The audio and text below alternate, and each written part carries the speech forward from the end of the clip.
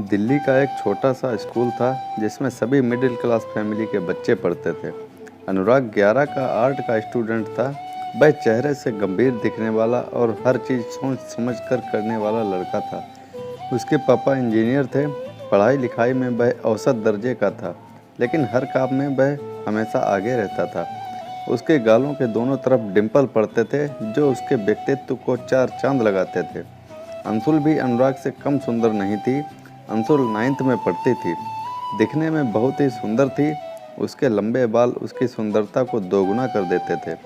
वह बहुत ही चंचल स्वभाव की और जीवन के हर पल को जीने वाली लड़की थी। अनुराग और अंशुल एक दूसरे को नहीं जानते थे। जानते भी कैसे, स्कूल में 2000 स्टूडेंट जो थे। बात स्कूल के एनुअल फंक्शन की है जो दिसंबर में होना था, पर उसकी तैयारी 1 महीने पहले से ही शुरू हो गई थी। फंक्शन में एक प्ले होना था, मिर्जा और साहिबा। इस प्ले की सारी जिम्मेवारी सीमा बन्ना मैडम की थी, जो 11 की आर्ट की इंचार्ज थीं। 8 क्लास के ऊपर की स्टूडेंट के ऑडिशन लिए गए। क्लास में अनुराग मैडम का फेवरेट स्टूडेंट था और वह कल्चर एक्टिविटीज़ में भी एक्टिव रहता था, तो मेन रोल तो उसी को मिलना तय था। अब मिर्जा तो मिल गया था, साहिबा को ढूंढना था।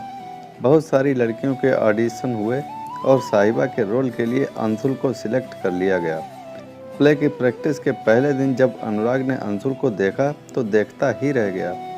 पहली ही नज़र में अनुराग को अंशुल से प्यार हो गया। वो बस प्ले की प्रैक्टिस का इंतज़ार करता रहा। 17 साल के लड़के के लिए इससे बड़ी खुशी की बात क्या होगी कि स्कूल के सबसे खूबसूरत लड़की उसकी प्रेमिका है, फिर वो चाहे प्ले में ही क्यों ना हो।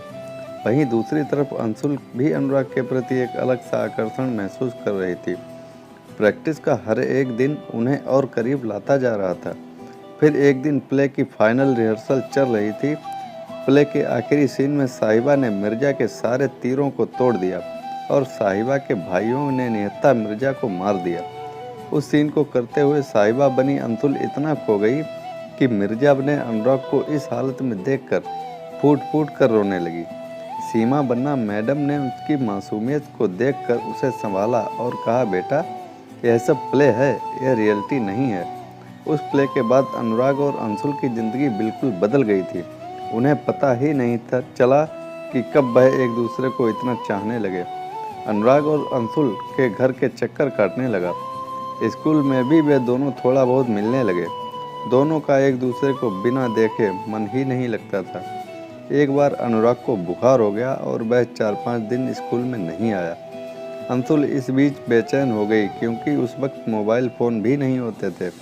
उसका चंचल स्वभाव और अनुराग के प्रति चाहत ने अनुराग से मिलने जाने के लिए उसे मजबूर कर दिया। वो किताब लेने के बहाने अपनी फ्रेंड को साथ लेकर उसके घर चली गई। अनुराग उसे अचानक घर आया देखकर हैरान हो जाता है, लेकिन उसके दिल को उसे देखकर एक सुकून मिल जाता है। अंशुल की बेचैनी भी उससे मिलकर कम हो जाती है। इस उम्र में भावनाओं का सैलाब सा उठता है जिसे रोक पाना थोड़ा मुश्किल काम है।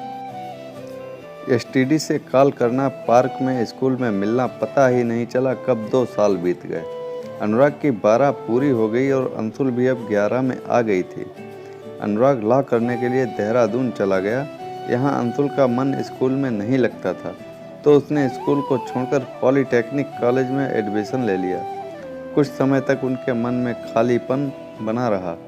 मन कहीं लगता ही नहीं था। एक दूसरे की याद भी आई। फ़ोन पर थोड़ी बहुत बात भी हो जाती थी, लेकिन अब मिलना पॉसिबल नहीं था। फिर धीरे धीरे दोनों अपनी स्टडी में व्यस्त हो गए। उनके अपने अपने फ्रेंड सर्किल बन गए। समय के साथ साथ वो समझदार हो गए। अब उनको पता चल चुका था कि वो एक आकर्षक था। जो उम्र के इस पड़ाव पर हर लड़का लड़की को अक्सर हो ही जाता है। अनुराग की ज़िंदगी में आज कोई और लड़की है और अंशुल की शादी हो चुकी है। इस तरह एक प्यारी सी लव स्टोरी में एक अच्छा सा मोड़ आता है, लेकिन वो एहसास आज भी दोनों को गुदगुदाता है। आज भी जब कभी अनुराग अपने पुराने स्कूल और शहर से गुजरता है तो उसे अंशुल के साथ बिताए हर पल याद आ जाते हैं। और अंशुल जब कभी किसी के मुंह से अनुराग का नाम सुनती है तो पलटकर जरूर देखती है। पहला प्यार कहाँ कोई भूल पाता है। तो दोस्तों, कैसी लगी आपको ये कहानी? लाइक करें, कमेंट करके हमें बताएं और चैनल को सब्सक्राइब करना ना भूलें। धन्यवाद।